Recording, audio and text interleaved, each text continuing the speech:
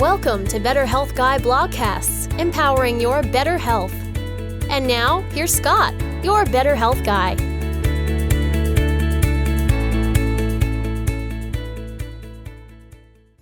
The content of this show is for informational purposes only and is not intended to diagnose, treat, or cure any illness or medical condition. Nothing in today's discussion is meant to serve as medical advice or as information to facilitate self-treatment. As always, please discuss any potential health-related decisions with your own personal medical authority. Hello, everyone, and welcome to episode number 67 of the Better Health Guy blogcast series. Today's guest is Dr. Lisa Nagy, and the topic of the show is environmental medicine. Dr. Lisa Nagy graduated Magna Cum Laude from the University of Pennsylvania and then from Cornell Medical College. After emergency medicine residency in New York City, she practiced in Los Angeles until becoming severely ill as a result of a complex medical condition known as chemical sensitivity or environmental illness. Her story of survival and journey of discovery led her to learn about the field of environmental medicine and focus on finding the causes of disease, including genetic, hormonal, nutritional, allergic, and environmental factors. She is now president of Preventive and Environmental Health Alliance, which is a group focused on educating medical students, doctors, the AMA, Congress, and the public, and assists patients to find help nationwide. Listening to physicians and other people who have developed severe environmental illness is the first step towards helping the 75 million people in the country with various health issues, including autoimmunity, autism, even chronic Lyme related to their environment. She is medical director of Environmental Health Center of Martha's Vineyard and effectively treats the country's sickest patients. She has delivered talks at the National Institute for Environmental Health Sciences, Congressional Subcommittee on Veterans Health, the University of Pennsylvania Medical School, the EPA in Boston, and was the keynote speaker on the health effects of mold after Superstorm Sandy in New York City in 2013. She is the Communications Liaison for the American Academy of Environmental Medicine, Vice Chair of the Integrative Medicine Consortium, and on a roundtable on buildings and health. She has been featured on TV shows such as Nightline and The Doctors on EMF intolerance, House Chronicles on mold and chronic fatigue syndrome, and a pending Netflix series on afflicted patients. And now, my interview with Dr. Lisa Nagy. The topic of environmental illness is one that is certainly near and dear to my heart. It seems that most chronic complex conditions today are environmental illness to some degree, and that changes in our environment may explain the exponential increases that many of today's modern illnesses are derived from. And so it's an honor to have environmental illness expert on the show today, Dr. Lisa Nagy. Thank you for being here. Thank you for having me. So tell us a little about your own challenges with environmental illness. What were the factors that led you to personally being sick and to then implanting in you the passion that you have today for helping other people? What was your personal journey, and then how are you doing today? Well, I'm doing very well now. Thank you for asking. I had a horrific experience, and what I found is that by talking about what happened to me, since I'm a traditionally trained physician, and I went to Penn and Cornell for medical school, I could represent all of us who become environmentally ill or have neurologic or autoimmune disease, but the lay public often isn't believed when they explain their symptoms to a practitioner, whereas hopefully I'm taken more seriously because I have the credentials that I do, and I think that's why I recovered so well, because I'm a doctor, and it's not really fair for only the doctors to get well. That's kind of my mission, is to integrate this into traditional med school education. And, should I just tell you quickly what happened to me personally? Absolutely. So it's kind of exciting as opposed to, I had, misery, but there was no good, happy ending. I had probably a lifetime of small issues, like everybody has small exposures to moldy buildings or schools or chemical exposure from spraying pesticides. And so it all adds up in the end. And then boom, one day you realize you're disabled and you didn't even know you were environmentally ill or chemically sensitive. And what happened to us is we bought our first house out in Los Angeles, and it had this huge Walt Disney aquarium built in that was used for a flight of the Navigator. And this aquarium was built into the living room wall. And around it was placed this wood shed. and it had 5,000 gallons of water and tons of little fish. And it smelled like a wood shed when you went outside to feed the fish. But what happened was the doctor who put it in the house covered up the air intake, the fresh air intake for the house. So now it was coming from an aquarium shed, which was basically pine and water. And when wood is not sealed, it'll get moldy. And you didn't see mold on the walls. But what happened was the mold and mycotoxins made in this shed were then brought into the home and affected the doctor who sold me the house, who looked pretty impaired when he left. And then we became sick, fatigued, completely dysfunctional. We would just sit and watch TV and zone out and really couldn't even get up to turn the TV off. So we would just sit there until 2 a.m. And we had no idea that we were being poisoned by the house. So I developed 3 things: an Addison's-like picture with hormone failure, a Lou Gehrig's or ALS picture with severe mitochondrial damage on biopsy, lack of oxygen to the mitochondria was seen on electron microscopy. And then I had chemical sensitivity, but I didn't know it because I wore perfume. So if I had been unscented in my laundry products and in my use of perfume, I would have known I was chemically sensitive, and that was my downfall. So I had no idea. The sicker I got, the more perfume and products I used, Lysol, that kind of thing. And I ended up becoming one of the most impaired people I think that ever got better. And as I recall, you had to even step away from your medical practice for a period of time as well, right? Yep. I was trained in emergency medicine, and I ended up not being able to intubate in the emergency room because my hand would become so tired pulling up on the laryngoscope, the nurse would have to pull up for me.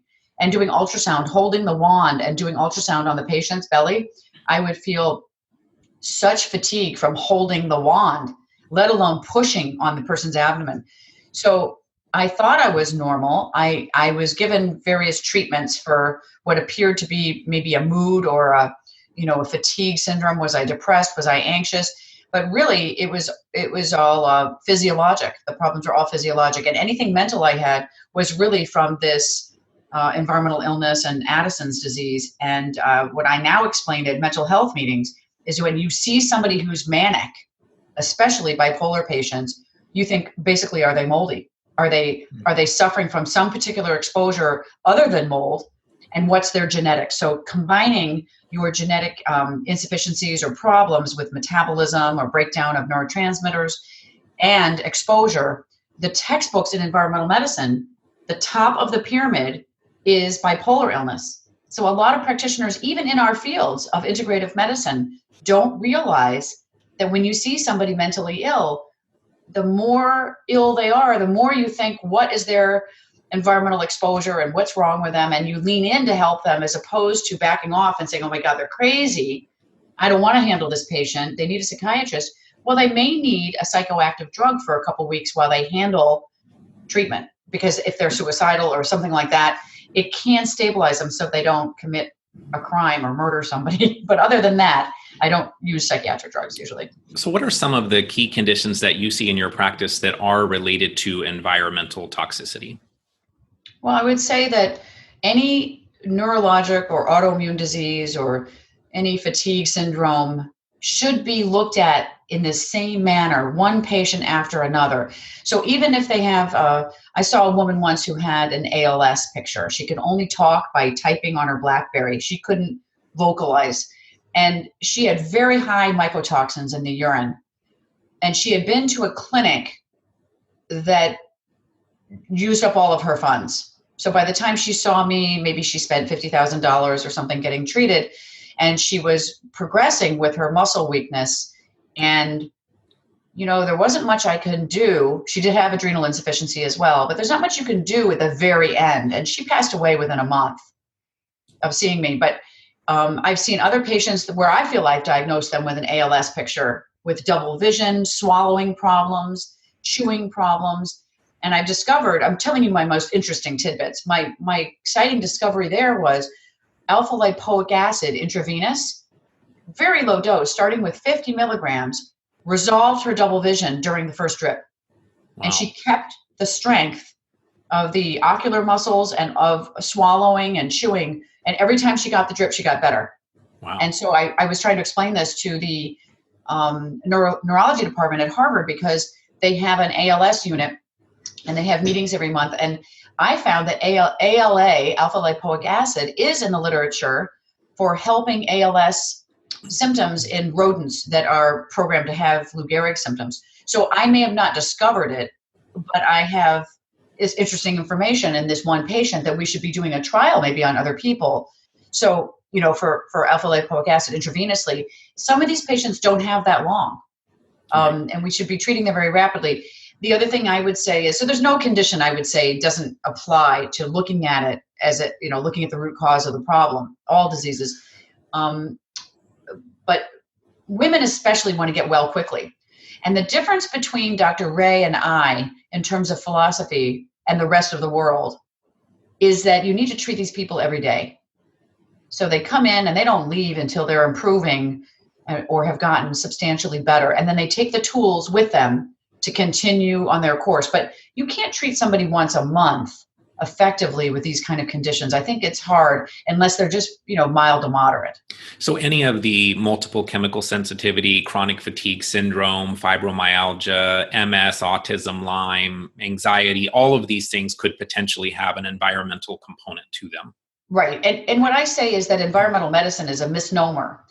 It's not just about environmental exposure. So my philosophy is different than maybe other people because I like to look for dysautonomia and adrenal insufficiency in the first 48 hours and treat those within the first 3 days. So most people are maybe doing a saliva test and getting it back in 2 weeks and seeing the patient in a month, whereas my patient will be getting a test dose of Cortef on day 2. And if it helps them, then they may need it. Then the test comes back in a week, but we may have been playing around with that particular hormone way before the result comes back. Then if that's low and I've done their ACTH stimulation test and I get results on the third morning, I know if they're Addisonian already. And then I continue the Cortef and move on with the next subject, which could be the replacement of DHEA or of testosterone or of treating dysautonomia. And the problem, I think, is that if you didn't get sick and you didn't get treated by Dr. Ray, you don't really understand how bad this condition can get. And people will progress even if they think, I won't get electrical sensitivity. That's what that person over there has. They're strange. I won't get that. And a week later, the person has developed symptoms of EMF sensitivity. So I explain, don't laugh at anybody else because it may be you.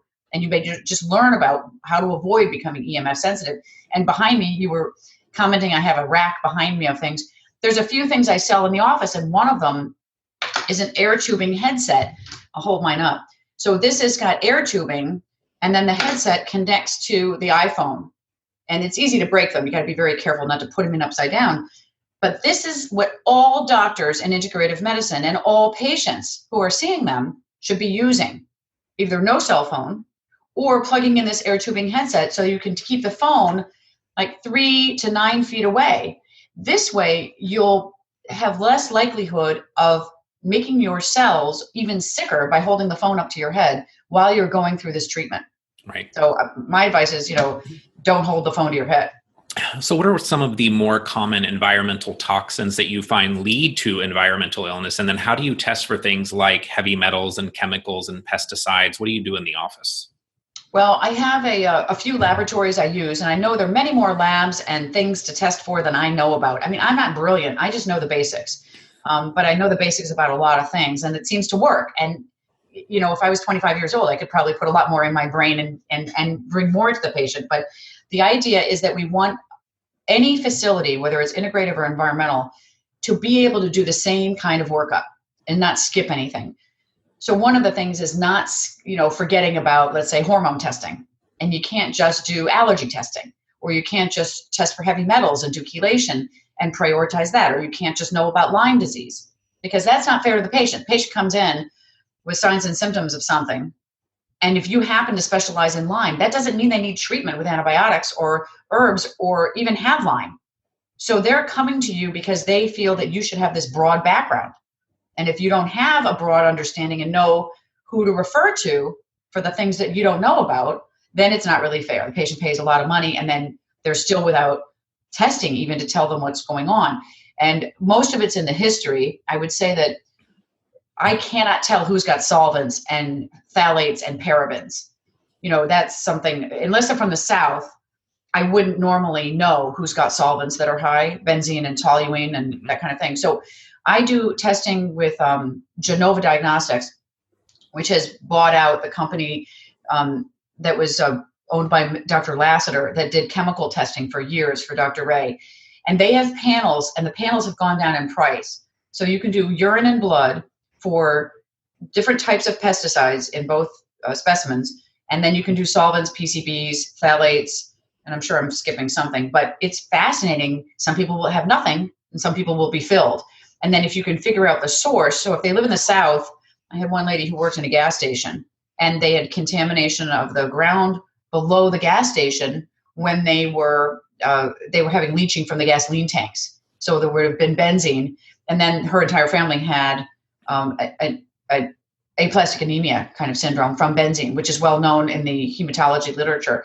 So you can kind of guess what you should work up, but I do a broad, and Dr. Ray does a broad assessment. The other things you can test for are hair heavy metals is only $60. I use doctor's data. Then you can I usually suggest that you do chelation challenge for the heavy metals because it's really the gold standard. So you can do DMPS 75 milligrams in a little bag of normal saline over an hour or 40 minutes. And then you can do calcium EDTA 750 milligrams, and that would be for a normal sized person. So you hang those two and you get a urine before and a urine collection 6 hours after that.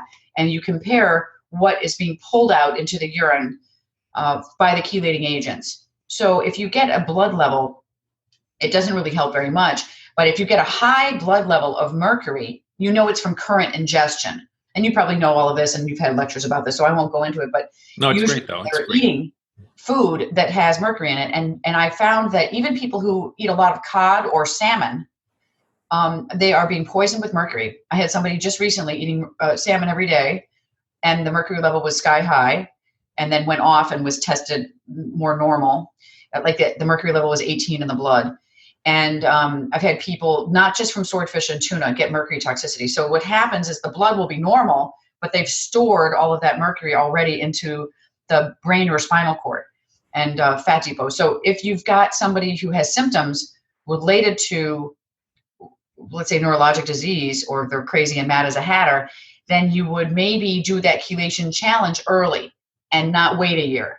I found that really sensitive patients, I used to wait a year before doing chelation challenge, but now I find they tolerate it pretty well. So if they're not having anaphylaxis to anything else I've done and they're handling the first IV vitamin C drip, that kind of thing, then I may do chelation challenge within the first month or even a couple of weeks if they're going home first, just coming for a short visit. And then if you find that mercury, cadmium, or lead is very high, you can pick the appropriate chelating agent, to reduce it hopefully over time and get them also to be doing sauna.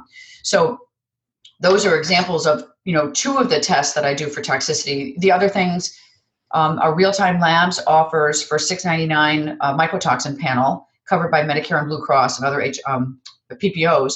And then the competitor is Great Plains Labs, which charges $2.99 for a different type of mycotoxin assessment with more mycotoxins coming down the road. So they're adding to it and not increasing the price, I heard. And that has the advantage of being low enough that even a practitioner should test themselves. And that's how you get in, I think, really interested in this is you test yourself for your hormones and your mycotoxins, and then you become more interested in how you're going to help the patient when you help yourself first. And Absolutely. you know the significance of a treatment or a test, and then you remember what to do. And that's how I think I tell people to work themselves up or have somebody else work them up so they can be as fascinated about what's in themselves. And then it's even more fascinating when you can help a patient. So let's talk a little about mold. So what are some of the questions that you ask patients when they come into your office to get a sense for the potential of mold in their home, in their workplace, in their school, in their car? Is that based on kind of a history and intake, or is that based primarily on testing that you just talked about? Well, it's mostly history. I mean, most patients, I would say at least half the patients, the clothes are the key. So they come in, they'll bring paper from home. We can smell the paper. Paper picks up the odor very well. I met somebody the other day at a meeting, and she gave me her business card. She said her ochratoxin was very high. And I said, oh, that's not a laughing matter. You should really take this seriously. And I said I'd be able to, maybe help her and talk to her. And she gave me her business card. And by touching the business card, my tongue burned. And by smelling it, and I had other doctors smell it too, we all said it smelled very musty smelling. It wasn't normal. I mean, I've had the business card handed to me of, 30 other people that day, and it was the only one that made me feel sick. Wow. So that is the easiest thing for me to do, is that somebody comes in, if they smell moldy, their clothes or their hair, even if they got new clothes, their hair can smell musty. And it's funny because if I shake their hand, the only weird thing I can do, because I don't muscle test really in the office or anything because I'm an MD, and the medical board probably wouldn't be too thrilled if I was doing that. So I stick to the regular medical workup that everybody would deem scientific.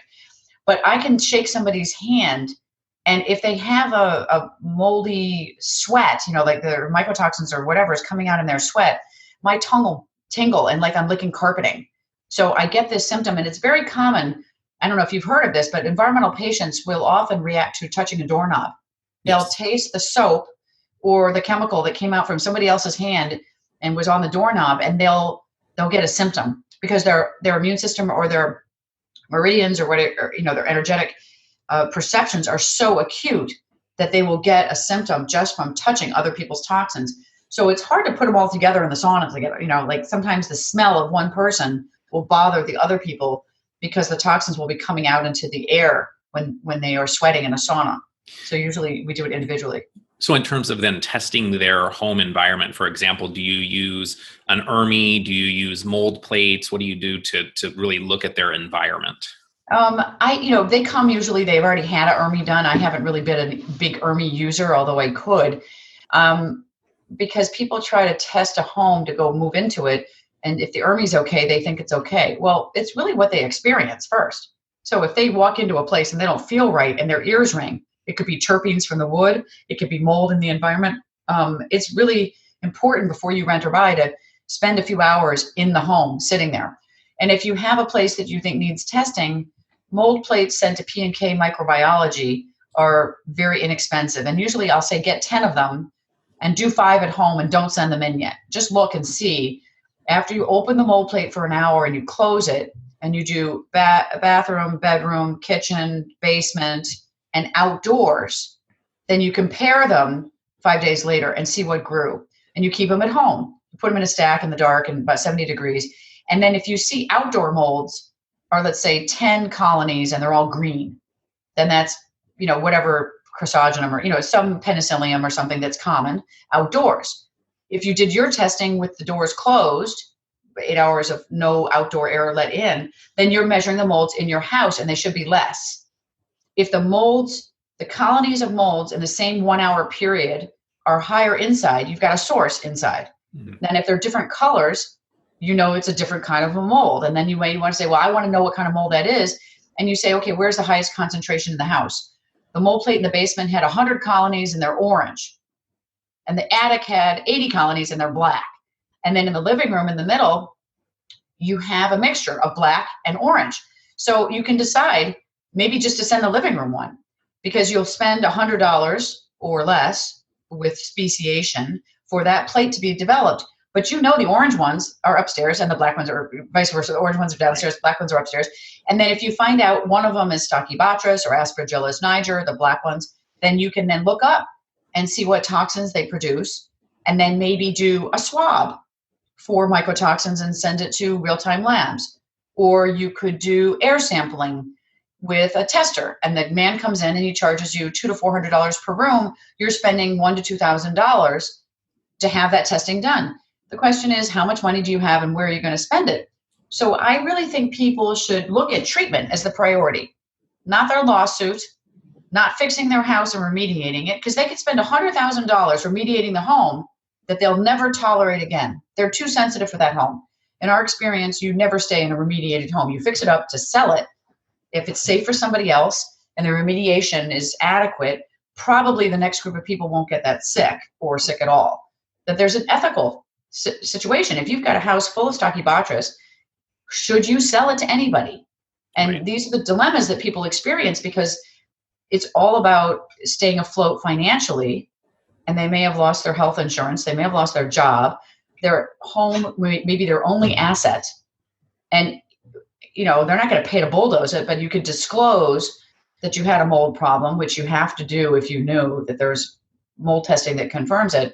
And whether or not the furnishings are disposed of or sold, it's all an ethical dilemma. And my recommendation is anything soft, like clothing or furniture that's upholstered, that should all be disposed of, no question, if it's a mold-infested house with mycotoxins proven to exist.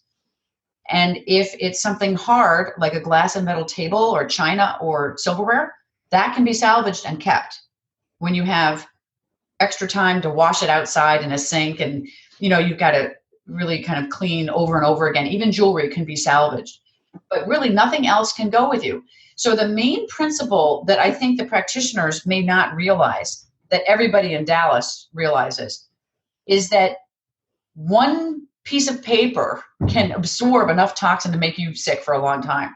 So you don't want to take anything with you. Your belt, your wallet, your purse, they could be awful. And if you're just having a mild mold exposure and it's not toxigenic, it's different. I'm not talking about that. I'm talking about a bad toxigenic situation that gave anybody in the house neurologic disease. Then thereby it is a toxigenic mold because of the experience of the inhabitants.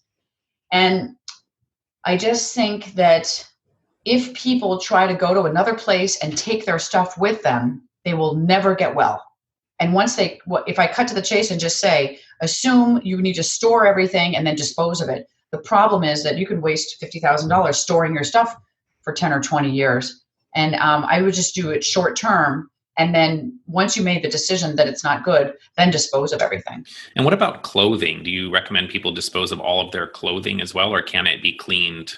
Yeah, it can't be cleaned. If it's got mycotoxins in it, you wouldn't really want to read about a mycotoxin like trichosithines. It's a group of toxins. It's a bioterrorism agent. It's 200 times stronger than mustard gas. It is the only toxin known to man that'll burn your skin off. And why would you want to put your child into their nightgown filled with trichosithines? Yeah. It's just, once you feel it and you get away from it, this is a very important concept. So I'll go into it for a minute. You often will, let's say somebody comes for treatment. I don't see that many patients a day. I see one new patient every few days, and they stay for maybe a week or a month or many months. If I give them the opportunity to take a shower and put their clothes in a bag, if they smell musty, let's say they really make me feel sick to be near them.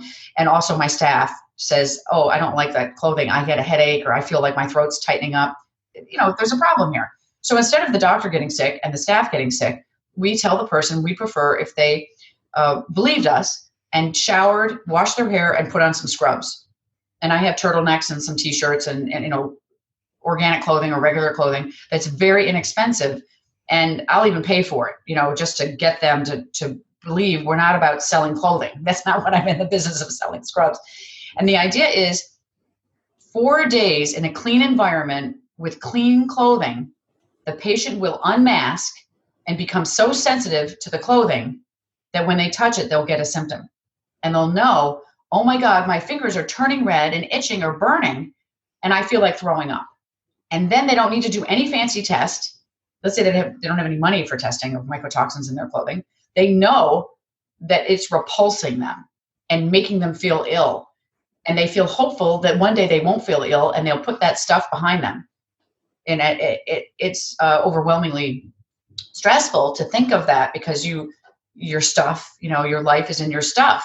And I still have those books from high school or college that have, pictures of your friends. And, you can pay somebody to copy every page, but you don't need to keep all your keepsakes. You can survive without them. And, I don't have Lou Gehrig's symptoms anymore. I mean, I may get a little fatigued while we're talking, just want to take a deep breath and that kind of thing. But I couldn't talk when I got sick. Wow. I felt like I ran a marathon just having a conversation. How would I ever talk to a patient? And now it's hard to shut me up. I am so excited. You do have a lot of energy, I have to say. Yeah. It's awesome. But, sometimes I'll get a hot flash just from talking so much. I had to take off my shirt. But it's fascinating what we all experience. And when you're in a facility that has a lot of patients at once, you share notes and you learn this in a day. By the end of a week, your brain wants to believe that, yes, you had a mold exposure. Yes, your clothing is toxic, because everybody you saw in this clinic said they can't be near you because your clothing makes them feel so bad. If you save a necklace and you got all new clothing, but the necklace is from the old days, from a moldy place, the patients can tell you that it's the necklace. They sort of can smell it. And what I think is that our nose can tell the concentration of osmoles in the air of something that we find offensive. You're following your nose. So the person smells something weird. They smell it strangely as they get towards your neck. They somehow figure out what it is on you.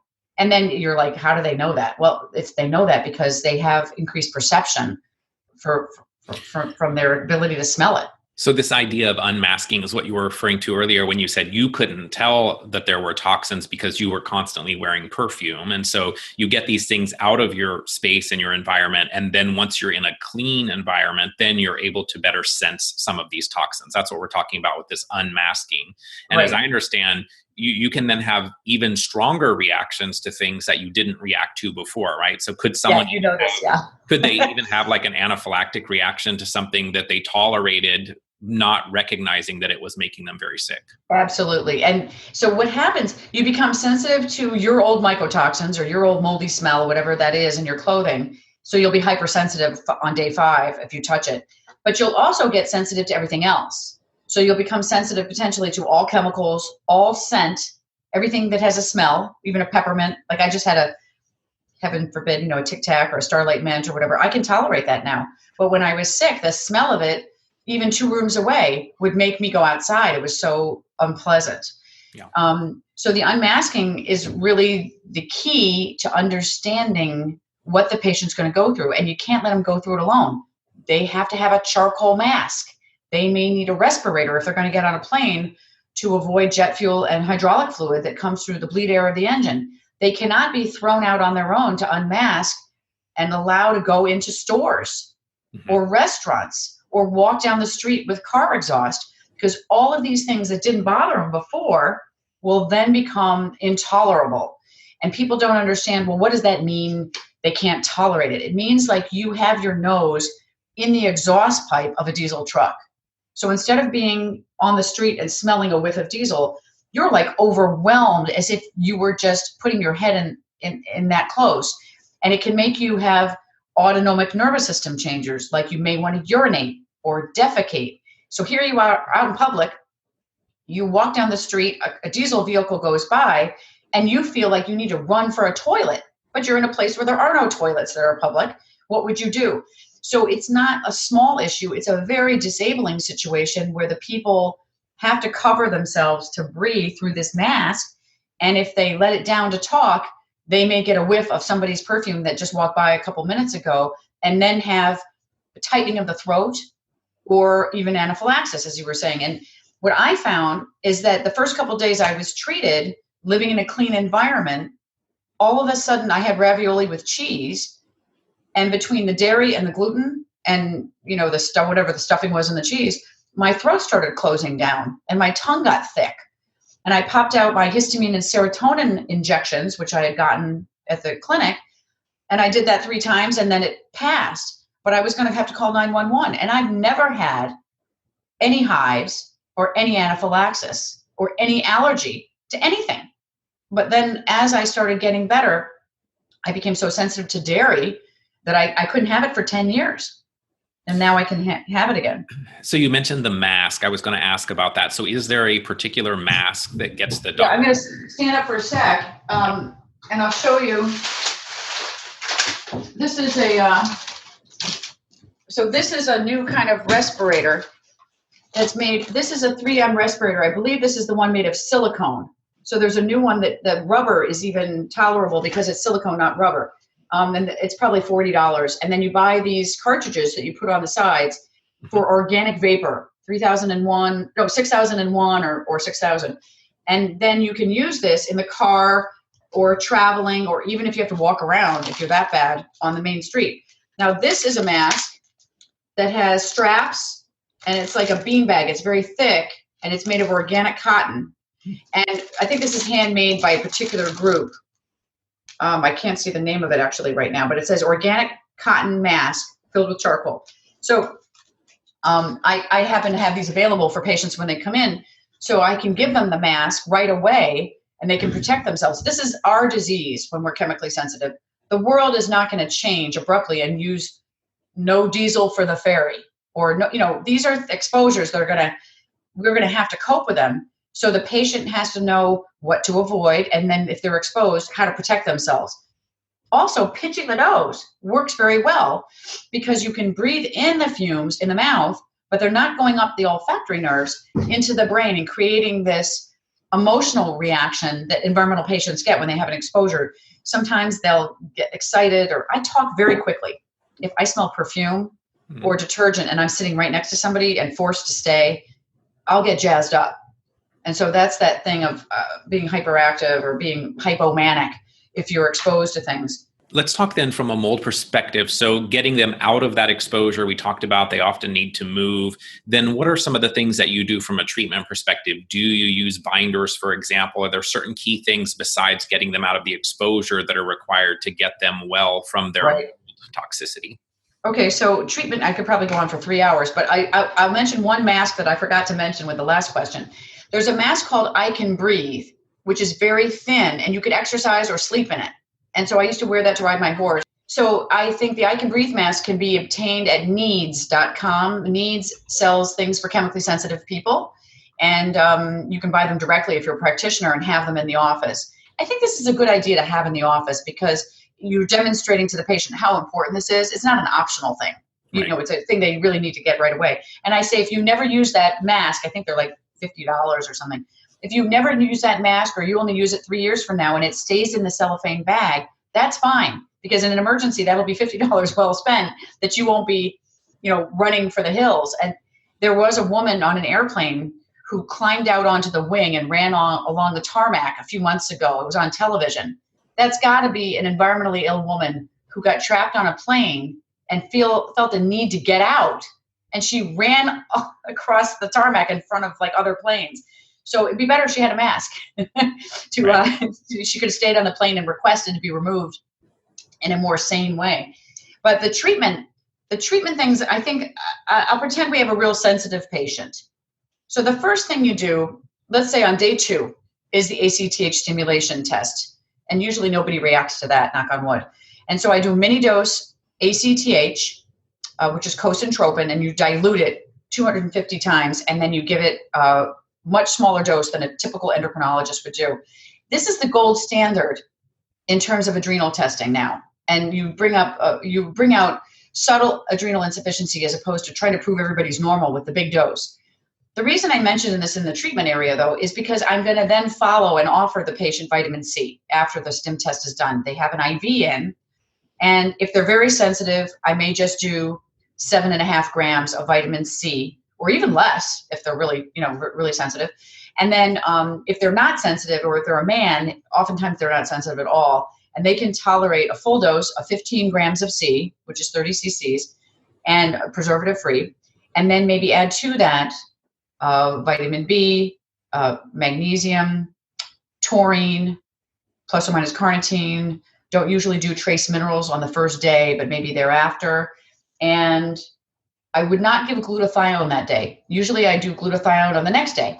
And I see if they tolerate IV glutathione 600 milligrams, then they can have both on day 3.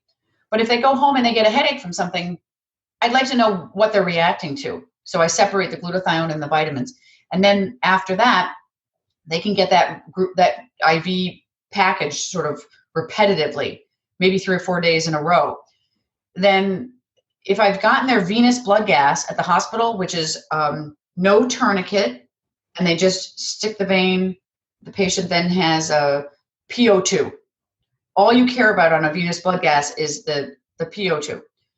The artery, this is how I explain it to the patient. The artery has a PO2 of 100. The vein has a PO2 of 20 to 25, maybe 28. If the fingers are not getting the oxygen, it'll come back high in the vein. So your venous blood gas will have a higher PO2 the worse you are.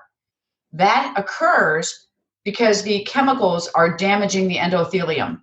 And so what you want to do is lower the chemical load so the endothelium can get better. And that's the whole theory of what we're trying to do, is improve, delivery of nutrients and removal of toxic products. But you can't really do that with anything else but oxygen. Oxygen's the treatment. So Von Ardenne wrote a book called Multi-Step Oxygen Therapy. And in that book, he has diagrams of how useful it is to give 2 hours a day of oxygen to the patient, 6 liters. And we use a mask and a setup that is non-toxic, not plastic. So I get it from Dr. Ray, and it's handmade, a rebreathing bag made out of cellophane and a wood frame, and then a ceramic mask with Tygon tubing. And then we buy all of that stuff and we have it ready. And the reason I mention this in the treatment area is this is the first thing you want to do with somebody who's unstable. They can't tolerate anything. They're allergic to the office. They're allergic to outside. They got to wear a mask everywhere. Well, give them 5 minutes of oxygen. See if they're allergic to oxygen. If they can tolerate that, let them go for as long as they can go, usually an hour on the first day. And then I do 2 hours a day thereafter for 21 days. So if somebody is so sensitive that they can't tolerate an IV in an integrative practice and they just have a bad reaction, they feel sick, these people should be passed on to an environmental physician who's comfortable treating that kind of sensitive patient. And I would just start with oxygen. And then you help the person to live in a clean environment, go to the beach 5 hours a day, live in your car and wind down the windows and be at the beach as much as possible. Then if they can tolerate things, you advance to do other drips like alpha lipoic acid, starting with 50 milligrams, going up to 300 milligrams or even 600, being very careful because people can react to that. And then also phosphatidylcholine, which has been promoted by Patricia Kane and is very useful for mold patients and neurologic disease and memory. So I've given phosphatidylcholine to children or, like teenagers who want to do it again. They want to come back and have me stick them because they feel so much sharper mentally after doing 1 drip of phosphatidylcholine. Now, PC is given sometimes by itself. It's called Essential, but you can also precede it by a drip called phenylbutyrate. And phenylbutyrate is available, I believe it's at Wellness Pharmacy, and then you drip that over 90 minutes. And then you follow it with phosphatidylcholine and then glutathione. And that is something that people will travel a great distance for because not too many people do all of that. And you can do that, 3 days a week. What I would do is never do phosphatidylcholine if the lipoprotein A is very high. Those people tend to clot with the phosphatidylcholine. And phosphatidylcholine must be given in a butterfly, not an angiocath, or it'll cause coagulation and a deep vein thrombosis if you do a big vein. So I use a small vein for it. And if they start to feel burning in their arm all the way up, you got to get rid of it because it's hurting the inside wall of the vein and they're going to clot.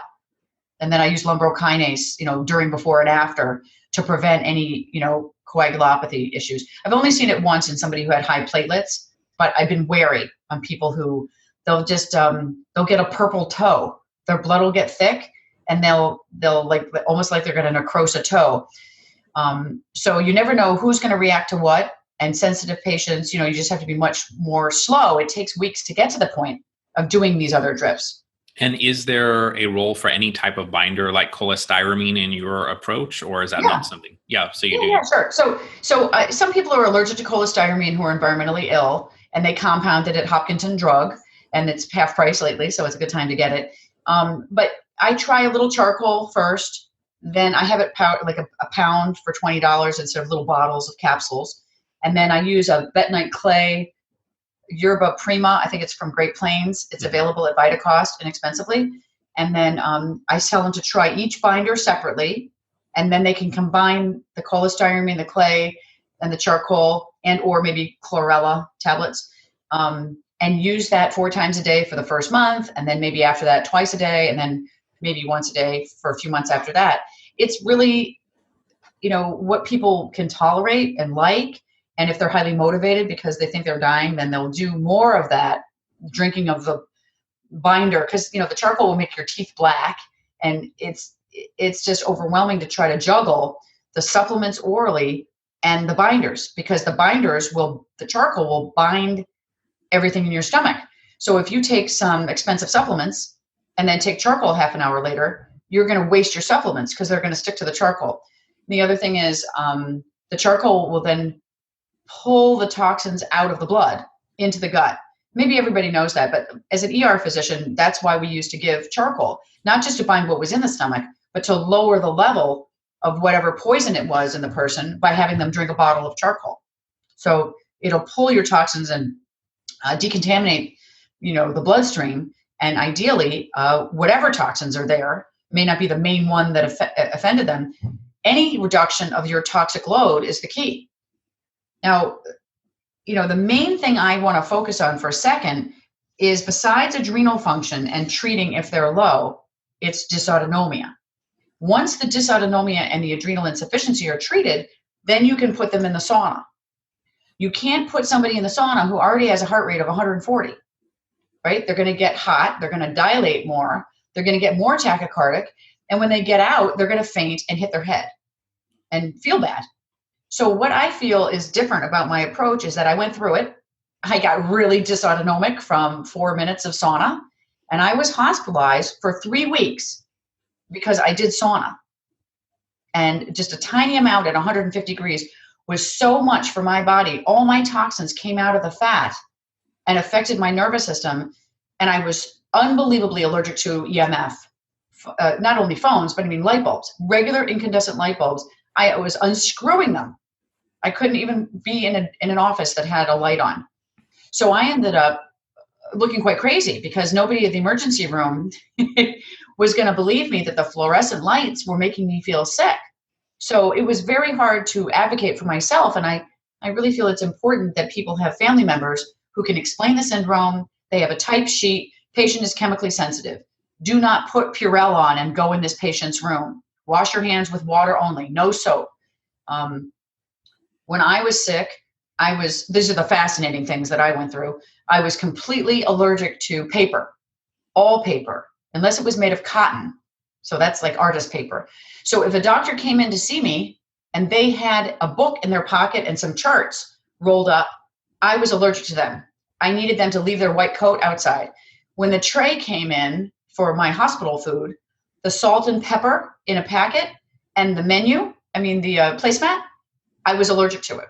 So I couldn't have that in the room either. I could smell the paper towels in the dispenser. So I had to tape that with foil tape to wall off the smell of that paper.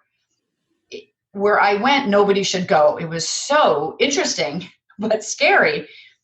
And I couldn't use toilet paper for 3 years. So initially I didn't understand why it would burn if I used toilet paper. So I got a washcloth and I would put it in a baggie and I would dab as I urinated throughout the day. I would dab and eventually throw out that washcloth and get a new one. Finally, I learned about Walgreens unscented wipes. And so baby stuff that are okay for babies that are unscented worked fine. But this was ridiculous because how could I be so sensitive to paper and then have some doctor come along and tell me I had a paper delusion? This was unkind. And this is the feeling that psychiatrists have, allergists have, that these patients are not really experiencing the symptoms that they have.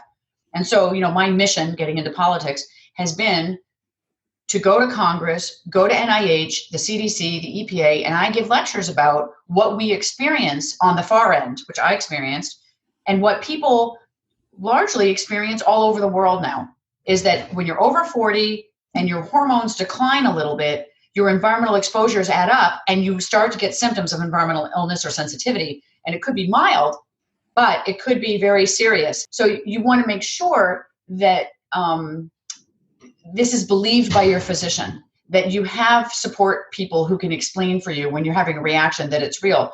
The injustice of locking people up, many of my patients have been on psychiatric wards, of locking people up on the psychiatric ward and not acknowledging that chemical sensitivity is a real condition is ridiculous. And now we have the condition is 4-to-1 in women, fibromyalgia and chemical sensitivity, that kind of thing. And we have, I would say 70% of women over 40 are developing symptoms of being intolerant of perfume. I even see doctors at Harvard and they can't handle perfume. they don't know they were environmentally sensitive or ill. And then they'll have a little memory trouble, and their colleagues will think they're a little wacky, but they won't really be aware that they could be normal again. They could get their memory back. So, I couldn't read for 3 years. Couldn't read a book. Wow. I could read a sentence. I couldn't remember anything I read.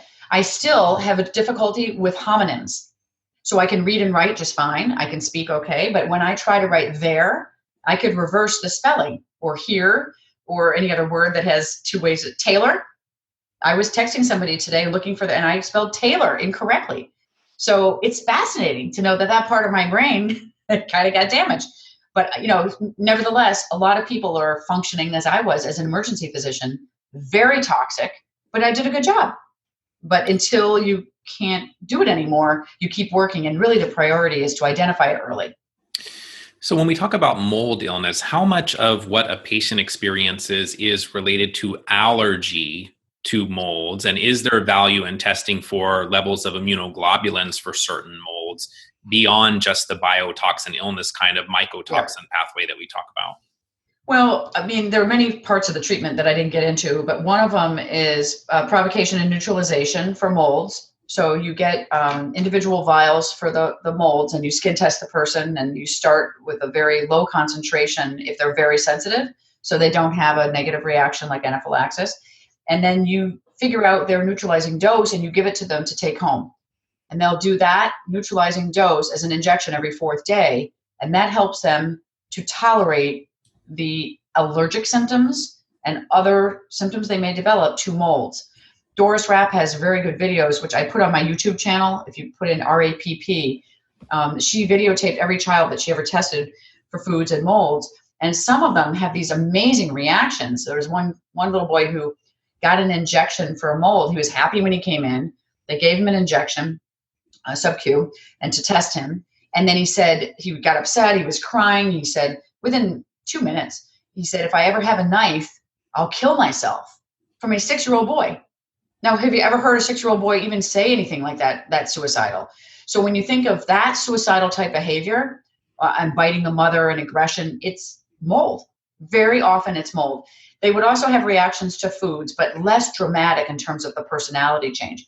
So I used to say when I was disabled for 10 years and didn't work and helped a couple thousand people to go find help, I used to say nobody gets well without the shots. So if you don't do neutralization and provocation, you need to figure out who does and refer the patient for this testing, which takes a long time to do the testing. But then those endpoints you have may be useful for a decade or two. So then you refill them and you do your shots, and it keeps you from being sensitive to the world. I like doing ALA-test. They have an IgG panel for molds. They named it the Large and Small Nagy mold panel after me because I asked them to put stocky boxers on there. It was missing. But basically, if they're black, they're negative. And if they're between a 1 and a 4, they're red. They color code it. So when you just hold up the page, if it's all red, you got a mold patient. If it's all black, you've got a patient who really isn't exposed to mold, unless they have low IgG total. So if you've done their immunoglobulin levels and the total IgG, instead of being, let's say, 1,100, is more like 600, 500, 400, those are low levels, maybe requiring treatment with IVIG if they get bronchitis and recurrent ear infections, pneumonia. So those patients could have IgG levels on a test that are missing the point, that aren't high because they don't have enough IgG to really respond well to that kind of testing. But even Quest is doing some testing, and other companies do other kinds of food testing and inhalant testing like lymphocyte testing, ALCAT. And that seems to be useful. And there's a new company that's doing testing that's very inexpensive. And they do molds and foods, and you could add some chemicals and spices, and you can get a lot done for $200, $300, $400, $500. You can get the whole shebang. So it's good to research who out there is doing testing, and then see what you can do that the patients can either get coverage with insurance or that are inexpensive enough that they can do them. I think it's a shame when you spend $10,000 doing testing and then they don't have any money to do treatment. So sometimes you have to go presumptively and say, I think you'll get more out of doing 4 IVs for $1,000 or $500 or whatever. People are charging $500 now for IV vitamin C in New York City. some of the charges I think are ridiculous. Even though the supplements that we put in the IV are expensive because they're preservative free, we have to be careful not to charge too much for our services because we're rare and hard to find and the patient is so sick and desperate. There's a tendency for the doctors just, we think we're so great that we charge a lot. And the ethics behind that, I'm trying to take Medicaid and Medicare right now. But my feeling is that Medicare should pay for this allergy testing, neutralization and provocation. Then all young doctors who want to go into this field can make a living because they could get paid by Medicare for the allergy testing, and the tester in the allergy room could do that testing. And the physician could charge less for the service they provide in terms of the office visit or the markup on things, because I don't like selling vitamins. I just think it's a conflict of interest sometimes, and I think it'd be best if we stayed real academic and like regular doctors and we didn't sell anything. You know what I mean? So you mentioned doing testing for foods as well. Is it also common that environmentally sensitive patients need to adjust their diet to avoid the things they're reactive to in order to make progress? Right. And there's a book that I tell people to read by Randolph. Theron Randolph is the father of environmental medicine.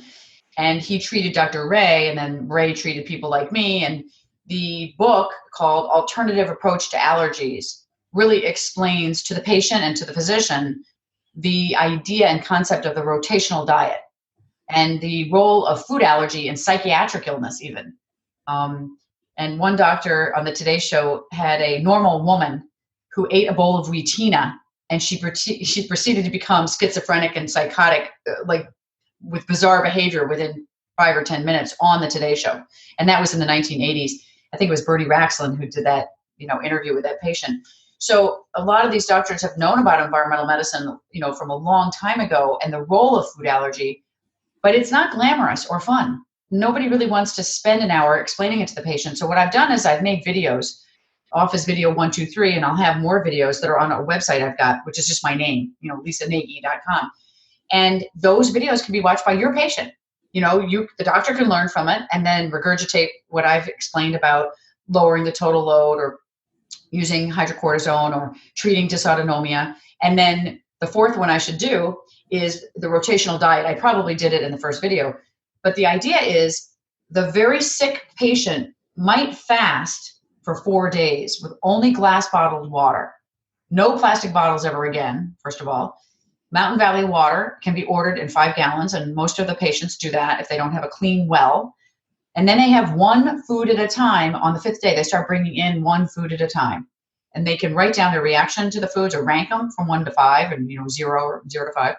And then they can put the foods in their rotation every 4th day if they didn't have a bad reaction. So if you eat something like cauliflower and you get an immediate headache or your throat closes down, well, you're not going to have cauliflower for a while because throat closing is pretty bad. So that may be a year before you try cauliflower again. If you have other foods and you're okay, you may want to write them down, and you call Dr. Overberg in Dallas, Ron Overberg, and he's got a side nutrition advising business, and NutriWellness.com. He's brilliant, best nutritionist in the country. And he'll manage my patients by phone so that if, he knows more about nutrition than I do. And so I think, and he's less expensive than I am. So he can give them the do's and don'ts with the printout of the food groups and families that are related. So duck and chicken, let's say they're related. You can't have duck on Monday and then chicken on Tuesday. You may have to have the food family separated by 2 days. So duck on Monday, but chicken could be on Wednesday, and then you could have duck again on day 5. Then you've separated by 4 days the actual food, but the food family is separated by 2 days. This is complicated, and it's a pain. But obviously, if you're real sick, you're going to learn it. And then if you just learn it loosely, the oils like canola, safflower, coconut, various things that are good or bad for you in terms of oil, flax, and fish, they should be rotated too. So when you cook, you're not going to cook with safflower every day. You're going to rotate your spices. You're going to rotate your condiments. And the sicker you are, the more you have to do that. If you're not that sick, you may just try to rotate your meats and have beef on Monday, and then, maybe have rare meats. Billy Casper was the famous golfer, and he died recently. And he was on the front cover of Sports Illustrated in the 60s about how he would give his right arm for a hippo steak, hippopotamus. He actually had a write-up about his rare food diet because we're not as sensitive to the foods we've never had. Mm-hmm. If you eat a food every day, you'll become sensitive. Today, somebody said they're having carrot juice blended every day. Wrong. She's environmentally sensitive. She'll become allergic to carrots. Then carrots will drag her down. She thinks she's tolerating the carrots every day. But if she removed the carrots for 4 days and then had carrots by themselves on the 5th day, then she would see the reaction that she's having for carrots. And this is the same as Hans Selye and the adaptation response. So anybody who is questioning their addicted food should take it out for 4 days, test it on day 5, like chocolate, like ice cream, like something that they really don't want to remove. And if they get sick enough from it, they'll see the light. And I won't tell them they need to get it, out of the diet, but they'll do it. Go ahead. What are your thoughts about coffee enemas for supporting detoxification? Can that be helpful as well? Yeah, I think coffee enemas are fine, especially for somebody who's too sick to do anything else. So if they can't tolerate the allergy testing, they can't do an IV, sauna is scary for them, they feel shaky, then sometimes an enema with a little bit of coffee and then progressing to more and more if they tolerate it is helpful. I know one girl who was filled with mycotoxins and had seizures and dystonia, and she got much better just from coffee enemas. So let's talk a little bit about dysautonomia, which you mentioned, POTS and Ehlers-Danlos syndrome. So how are those connected in environmentally ill populations? Well, I've just recently become fascinated by EDS and mastocytosis and mast cell disorder and becoming environmentally ill. And I'm wondering if this is the whole shebang. And we've been missing patients who had EDS, thought they just had chemical sensitivity, but maybe these are the people that get the worst case because their collagen is not formed normally. It's not a test that's easy to test for, a disease that's easy to test for. There are 5 kinds of, Ehlers-Danlos, and there's type 3, which is most common, but you can't do a test for. There's type 4, which can give you aortic dissection and kill you. So there is a test for that one. But beyond that, there's some great videos of these people with hyperflexible joints demonstrating that their skin, my skin's pretty normal, but they pull their skin out to the side and it's very stretchy. Or they try to bend their thumb back and it goes all the way back. See, mine is not going all the way down. Or the fingers go way back or their knees go backwards. Now, I can sit with TV knees and sit on the floor and make my knees go my legs go backwards. So I probably have a mild version of EDS. Also, the scars, when you heal, you'll get cigarette paper scars and the scar will stretch. That is a sign of EDS because the collagen formation is not adequate to heal a good, strong scar. And I got to confess, I don't really know if it's the wall of the vein, what it is that makes dysautonomia so much more prevalent in people with EDS. But if you have EDS, which predisposes you to having this fast heartbeat on standing, I'll go into it in a minute about dysautonomia diagnosis and treatment. But if you have POTS from EDS and you're healthy and not toxic or like living in a good home, and then you move into a moldy place or go to a school that has a mold problem, the mold exposure or other toxins damage the nervous system, I say the spinal cord and the brainstem, to lead to this dysautonomia, environmentally induced dysautonomia. So they combine together and you get profound dysautonomia in these people, much worse than if they just had one thing or the other. My exciting thing, because I have dysautonomia or had it, I'm much better now. Well, remind me to talk about oral galvanism at the end of this because I may forget. Okay, but let me just explain. You do the heart rate standing on the patient. You do the heart rate lying. You obviously can get the blood pressure as well. If you wait 3 minutes with the pulse ox on and you're watching the heart rate while they're standing and it continues to go up, don't do their blood pressure yet. Wait until the heart rate peaks. So that may take 3 to 5 minutes, 10 minutes even. If the heart rate is 90, 95, 98, don't stop. Wait until that heart rate balances out to not change anymore. Then you do the blood pressure. If the blood pressure is high, they may have orthostatic hypertension. And there's a doctor at Stanford who's doing research on this. So it's not just me who knows about it. They release adrenaline. It makes their heart rate go fast because their blood is pooling in their legs. Then their heart beats fast because it's empty. This is the basis of postural orthostatic tachycardia syndrome. the nerves in the brainstem are not going out to the veins in the legs to tell them to constrict. So the veins are dilated. You don't see it, but the blood is down there. The legs could look ruddy, reddish, or blue. Then that's worse. But they probably look normal. And the patient may have even swollen thighs. They lay down, and all that fluid that's gone into the interstitium comes back into the central circulation, and they may need to urinate in an hour. There's so much volume going down through the kidney that they'll produce a lot of urine, and the bladder will get full when they lay down. When they're lying down, I often find my patients will have a lower heart rate, closer to 72 or even in the 60s. And that difference in the heart rate of 20 beats between standing and lying determines that they may have dysautonomia. If they're on a tilt table, which I do in Boston at Beth Israel, the tilt table requirement for a positive tilt is 30 beats faster in 10 minutes of being tilted. So it's called 75 degrees head up tilt. It's not upside down. The head is just up like this. The blood runs down to the legs, but they're strapped in. They can't constrict their legs to pump the blood back up. So most people wouldn't care. They're just like half standing. It's no big deal. But if you have POTS, you'll feel anxious. You'll feel like you're going to faint. You may get sweaty. You may say, this is enough, lay me flat again. And immediately the symptoms will go away. The treatment, well, and also the blood pressure when they're lying down in my office, if it's low, that, let's say it's 80/40 or 90/60, that's demonstrating low adrenal function because their laying blood pressure shouldn't be that low, depending on their weight and their height and how skinny they are. So I know that I'm playing with adrenal insufficiency and dysautonomia on every patient, possibly in that first visit. But you don't want to treat everybody for it unless they have it. So you got to, iron out, why do they have a fast heartbeat? Are they having a fever and it's fast, lying as well, or is it normal when they're lying down? Then it's dysautonomia. So the treatment, which I'll do in some other lecture, people can find it on the web, but basically is midodrine, Florineth, stockings, compression hose, and salt.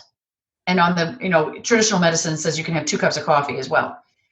There are other medications that help with dysautonomia. You can add a beta blocker, but I never do. That slows the heartbeat, but it doesn't really do anything about getting the blood back up. So it could make you worse in my mind because you'll have all the blood in your legs and then your heart's beating slowly. So you can't do anything. But midodrine is fascinating. So I started somebody on it the other day, two men last week.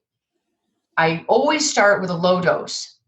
The normal dose is 10 milligrams. So I start with 2.5 milligrams. If they don't get a lot of itching on their head and what's called goosebumps, and hair standing on end and freezing, the goosebumps on the head will be like an itch, a scratch. You just feel so good when you scratch. That's normal. If it lasts for more than 10 minutes and becomes unbearable, they don't need another higher dose because they can't even stand the dose you gave them.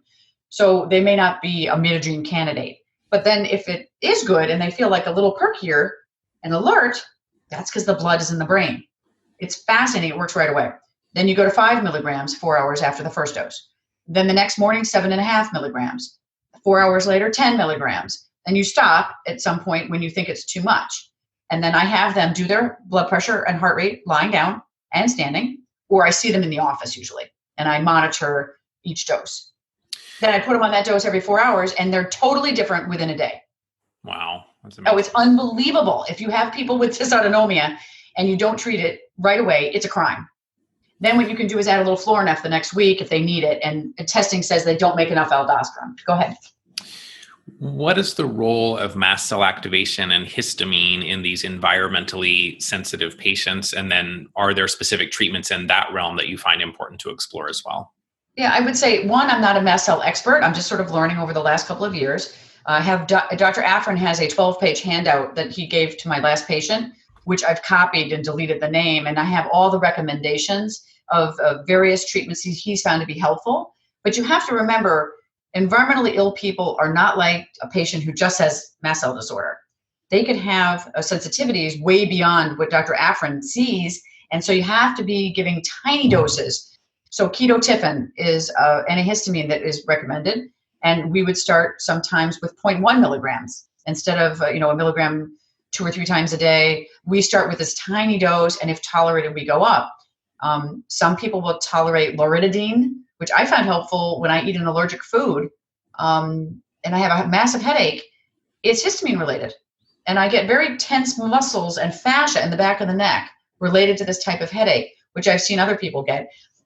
So the release of histamine can cause probably vasodilation in the head, leading to the migraine, and therefore cold water on the temples or something to vasoconstrict in the head would help, because midodrine doesn't go into the brain. So it's not going to do anything up there in terms of veins or arteries.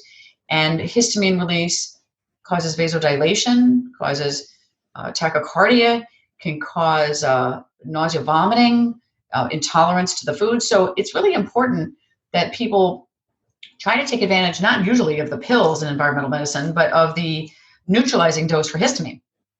Because if you skin test the person for the histamine and you give them that vial, they don't need any drug. They can turn off the response to their own endogenous histamine every time they feel weird, every time they feel a reaction. They can drop histamine, and for serotonin helps a lot with headache. So we just usually use them together, and you just drop 0.1 of histamine, 0.1 of serotonin, boom, teeny little needle, put it under the skin and the belly, and you may notice resolution. And the other thing that's very useful is oral trisalts and vitamin C. So vitamin C is sort of a natural antihistamine and may help with people who release histamine or have mast cell disorder. And trisalts, we were at a meeting discussing how trisalts works, and I always learned that it alkalizes the body and therefore it decreases reactions. But I also find that potassium is extremely useful in treatment, and there's potassium in the trisalts from biotech. So is it the potassium that's doing it? Is it the pH change that's doing it? I'm going to tell a quick story about potassium because nobody else knows this in the country. I became hypokalemic I had a little too much Florinef in my struggle to survive.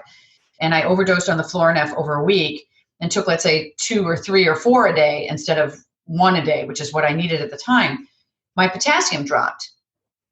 Well, I didn't know my potassium was low. I just, got symptoms. And the symptom I got was extreme EMF sensitivity. And I went to the hospital, the monitors, the lights, the refrigerator at home, everything made me feel bad. And then when they gave me IV potassium, it went away. So I only had one treatment, intravenous potassium. My potassium was 2.2. So that's pretty low. Usually, you don't survive much if the potassium's far away from the normal. When you have adrenal insufficiency and you're playing around with giving Florinef or you don't have enough aldosterone, potassium can either go up in Addison's towards 6 and kill you. That's one of the ways people die. Or if you're treating it and you're giving Florinef and you overdose the patient, they can get hypokalemic, and that will make them feel worse. And so I discovered that way that giving potassium orally to people can help with EMF sensitivity on a routine basis. And sometimes giving K, as a prescription, giving 20 milliequivalents or 80 milliequivalents a day in people who have familial hypokalemic periodic paralysis. I have one of those patients, and she's always having a potassium of 3.4 with treatment. So without treatment, it's 3.2. And if I keep her up a little higher, hopefully the symptoms will be better. So it's a long-winded answer, but these are some of the things I've discovered. No, this is fantastic. I'm learning a lot. So as we kind of start getting down to the last few questions, I know there's a few key things that I did want to really get in here. I'll answer quickly. You talk about the oasis bedroom and that's a key to life. It's the key. What is an oasis bedroom for people listening? Okay. So the oasis bedroom is in the Edelson book. Stephen Edelson with a PH wrote a book called Living with Environmental Illness. That and the Randolph book, everybody reads it in my practice, the first few days. So there's a page on the Oasis bedroom, and I Xerox it. It's in the handout. I'll put it on my website eventually. So the Oasis bedroom is usually hard floor, preferably tile, with non-toxic grout. You got to make sure you know what you're doing. So you buy this book called Prescriptions for a Healthy House by Paula Baker Laporte. It tells you where to get the grout and how to do a floor and that kind of thing. So you put an air filter in the bedroom, charcoal. Usually I use Aerox or Austin Air. Aerox has less EMF for a bedroom. And then I use Austin Air in the bigger rooms where you're going to be maybe further away from the machine. And the recent filter that I really like is called, I'm trying to think of the name of it, but it's a mineral-based filter and EnviroCleanse. And that's $650. So they go up in price from $350 to $450 to $650. But each one has an advantage that ones can do bigger, huger rooms.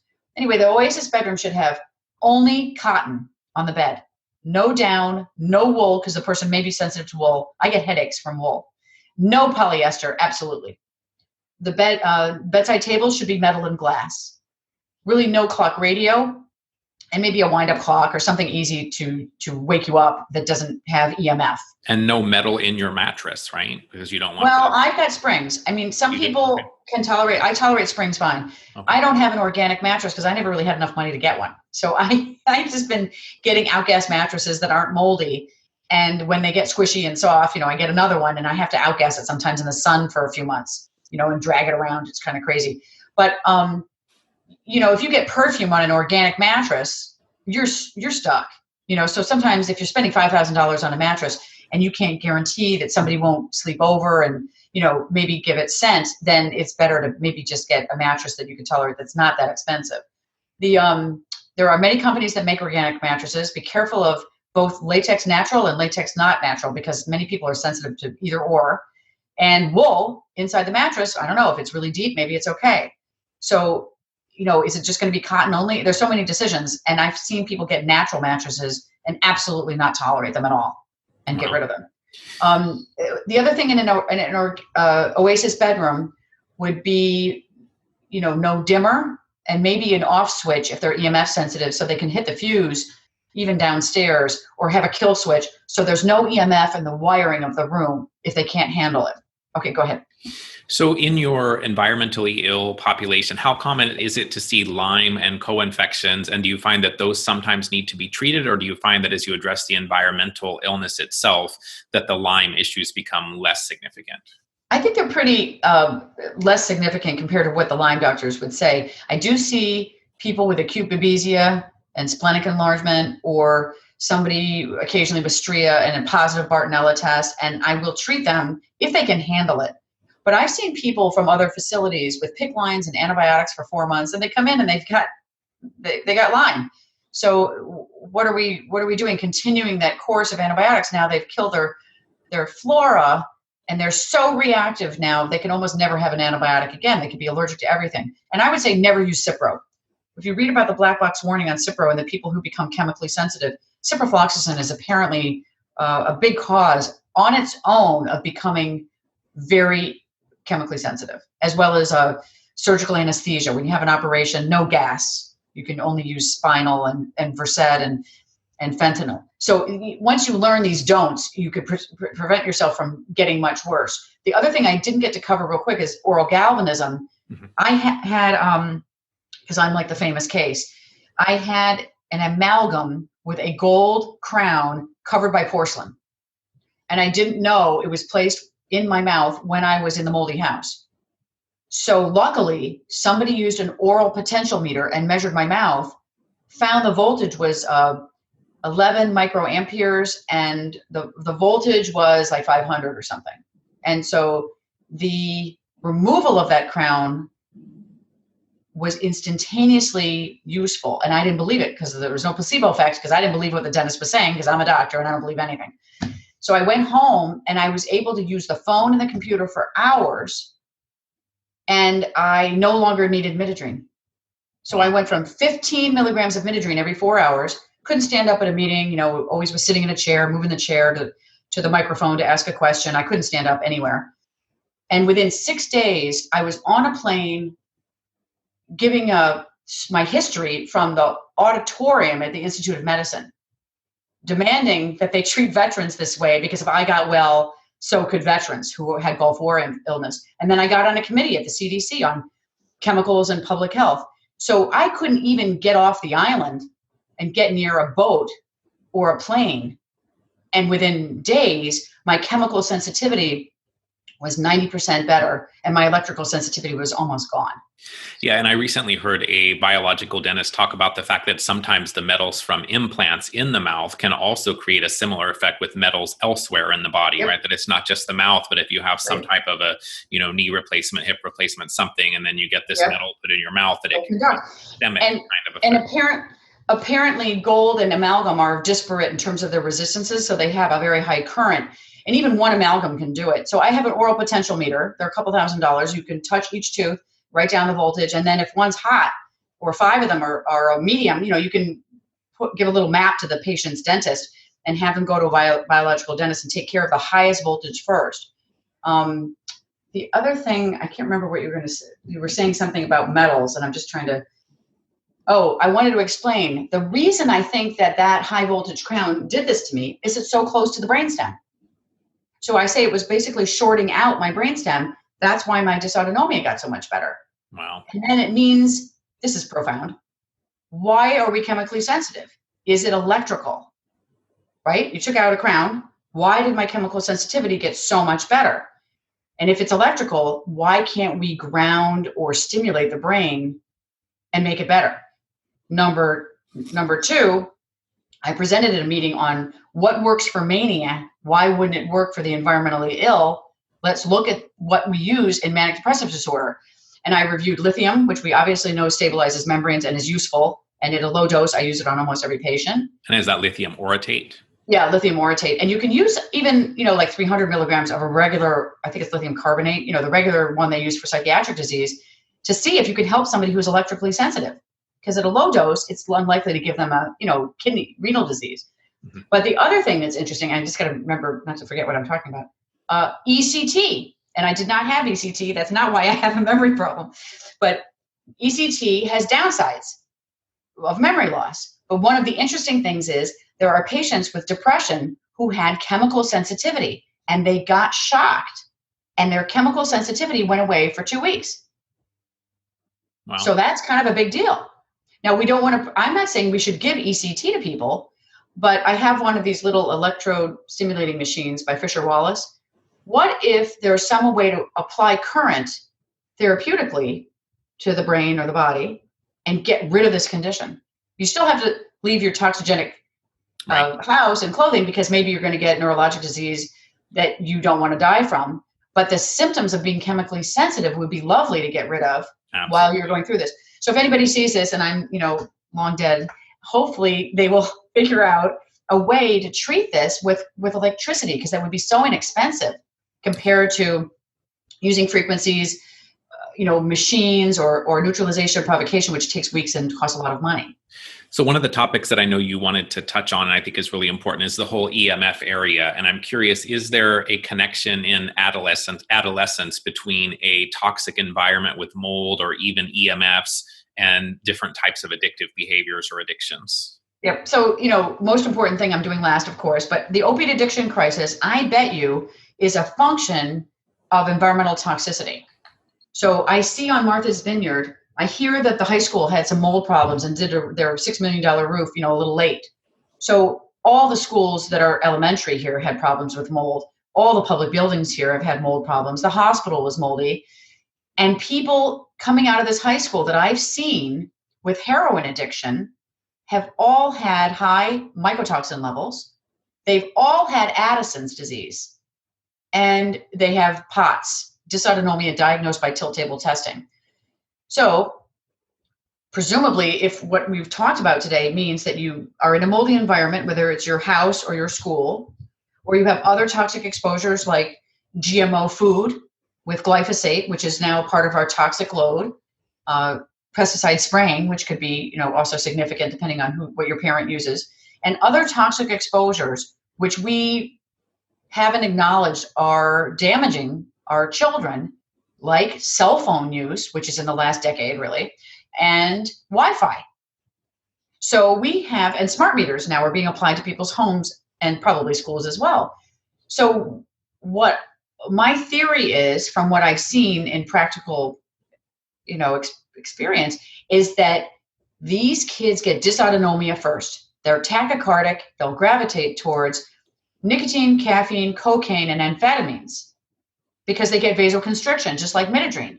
But they should be on midodrine because it's not a drug of abuse. You don't need to steal it or trade things for drugs and get involved with people who are involved with drugs. You could just be on midodrine and that'll fix your symptom. Then you could detoxify the patient with sauna and other treatments over time, and then they wouldn't need the midodrine.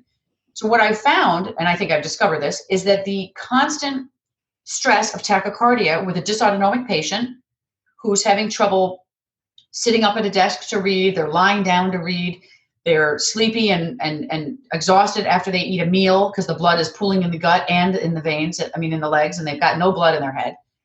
These people burn out their adrenal because the constant stress, and then they get Addison's, not only from mold exposure affecting the adrenal and the pituitary, but they get it from burnt out dysautonomia, prolonged dysautonomia. And then they seem to crave alcohol for the sugar, which was published by Tintera in the 60s through 80s, about people with Addison's or adrenal insufficiency crave alcohol because of that sugar fix, and they need it over and over again. And I see this constantly with the men I treat that are like drinking 10 drinks a day. They're all adrenally insufficient, and not always the case in every alcoholic, obviously. But then for some reason, heroin makes them feel normal. And I've seen one person who was on heroin for years.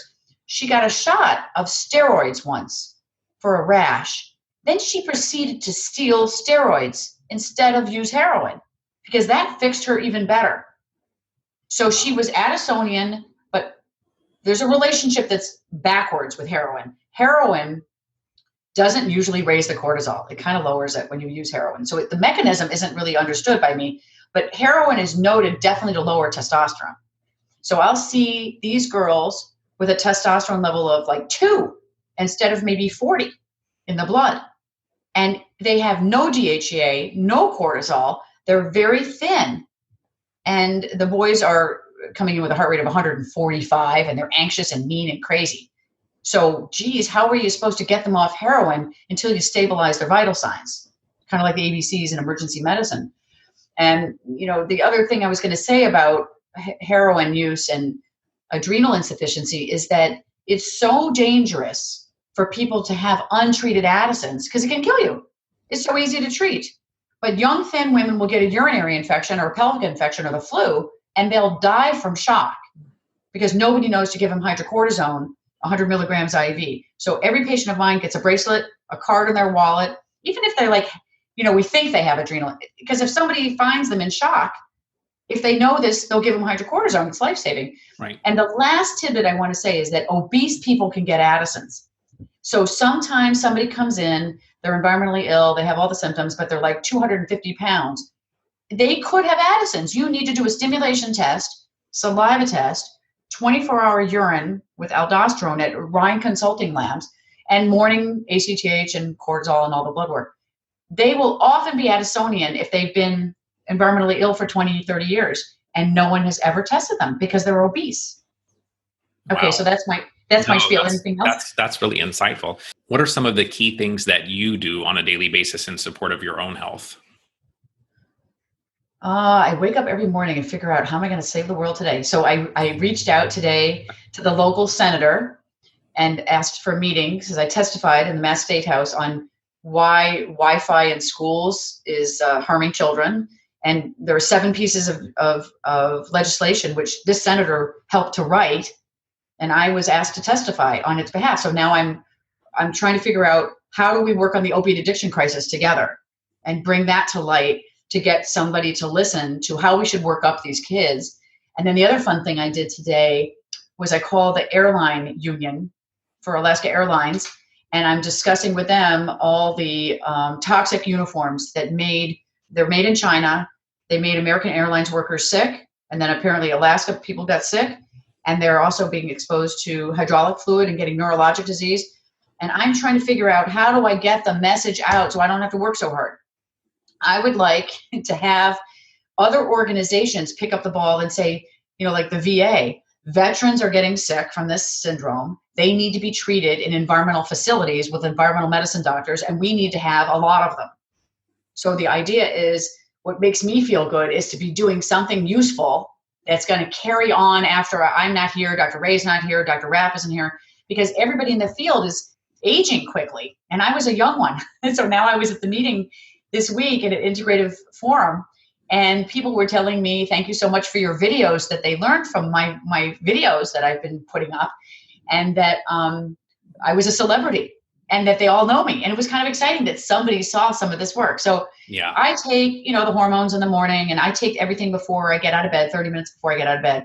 And I have added caffeine which is now worn off, but I've added caffeine to the regimen by tablet or Belmar prescription because my muscles are slow to work still. I have a myopathy of some sort. I'm some unpublished myopathy and never seen before. But calcium channels, I think, are the key to EMF exposure and maybe chemical sensitivity. And caffeine works at the level of calcium in the muscle. So I don't know if it affects calcium channels in all cells, but caffeine has been shown to make athletic performance increase by 7% if you metabolize caffeine quickly. If you metabolize it slowly, it makes you 14% less athletically effective in this study that came out last week. So for me, I take caffeine, a little bit of midodrine, thyroid, DHEA, Cortef, and pregnenolone first thing in the morning. And I can get up and mop the floors before I even brush my teeth. I can do a lot of activity, which is what I want to be able to do, is get up and go to work, not be fatigued and stay at home for 6 hours in bed anymore. And caffeine seems to be useful. And I would promote using caffeine now, maybe more so than drinking coffee. It's more effective if it's taken alone. And then at night, I really think every woman needs progesterone. So, a little estrogen twice a day, cream, testosterone maybe once or twice a week, if it's, not really essential that they have high testosterone. And I think growth hormone is useful in people who have low IGF-1 and very dramatically helps even at a tiny dose for chemically sensitive people. And I was given growth hormone when I was sick initially by a hormone management person in Los Angeles who does the movie stars. And it was very helpful. So if you don't do that kind of diagnosis and treatment, refer somebody who knows hormones cold, because you get the biggest bang for your buck with hormone management right away. And that's my message is make the person feel hopeful they're going to get better.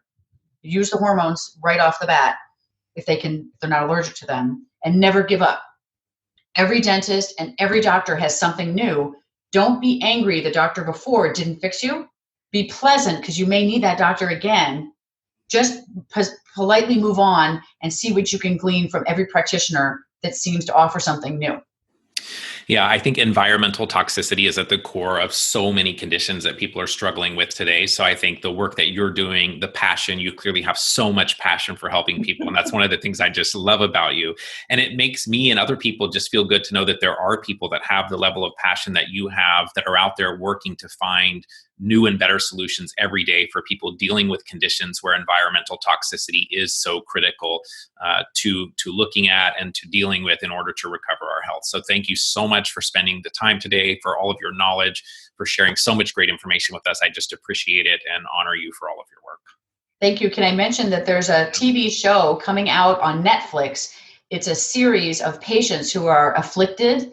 I think that's the series that they have been promoting before, but I think it's going to come out in the spring. I don't know when. And they filmed electrically sensitive patients and various doctors, including myself. And so I hope that helps the public to learn more about how common these syndromes are. And the most severe, strange-looking people are fun on TV, but really everybody's got a little bit of environmental sensitivity. I say nobody's a zero. Absolutely agree. Thank you so much, Dr. Nagy. I appreciate it very much. Thanks very much for having me. All right. To learn more about today's guest, visit lisanaj.com. That's Lisa Nagy, spelled Nagy.com.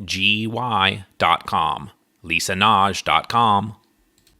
Thanks for your interest in today's show. If you'd like to follow me on Facebook or Twitter, you can find me there as Better Health Guy. To support the show, please visit betterhealthguy.com/donate. If you'd like to be added to my newsletter, visit betterhealthguy.com/newsletters. And this and other shows can be found on YouTube, iTunes, Google Play, Stitcher, and Spotify. Thanks for listening to this Better Health Guy blogcast with Scott, your Better Health Guy. To check out additional shows and learn more about Scott's personal journey to better health, please visit betterhealthguy.com.